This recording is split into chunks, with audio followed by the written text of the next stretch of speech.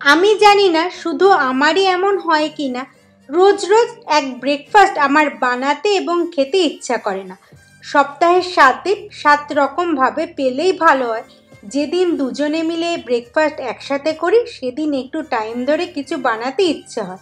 একার জন্য তেমন কিছু ইচ্ছে হয় না। যেমন আজ অভিজিৎ সকাল সকাল বেরিয়ে গেছে, ব্রেকফাস্ট করেনি, তাই আমি ব্রেকফাস্ট করব কি ভাবতে ভাবতে আমিও ব্রেড নিয়ে তাতে বেশ ভালো করে পিনাট বাটার লাগিয়ে নিলাম। আমি বাপু ব্রেডের ওপরে যাই লাগাই না কেন একটু বেশি বেশি করেই দিই, তাতে কিপটামো একদম নয়, তা বাটারই হোক বা জ্যাম। যাই হোক, সেটাকে একটু করকরে করে সেঁকে নিলাম। সাথে নিলাম একটা ডিম, যেটা ওয়াফেল মেকারেই বানিয়ে নিলাম।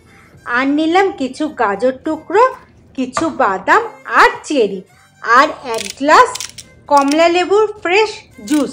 প্লেটটাও কি রঙিন দেখাচ্ছে, সাথে পেটও ভরেছে, দেখতেও ভালো লাগছে।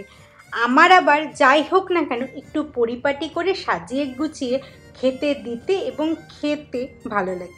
ছোট থেকেই দেখে এসেছি আমাদের বাড়িতে বাটিতে বাটিতে গুছিয়ে গুছিয়ে খাবারের চল। বিয়ের পরেও বড় খেতে দিলে এত সুন্দর গুছিয়ে দেয় যে দেখবো না খাবো ভাবি। আচ্ছা, তোমাদের আজ ব্রেকফাস্টে কি ছিল?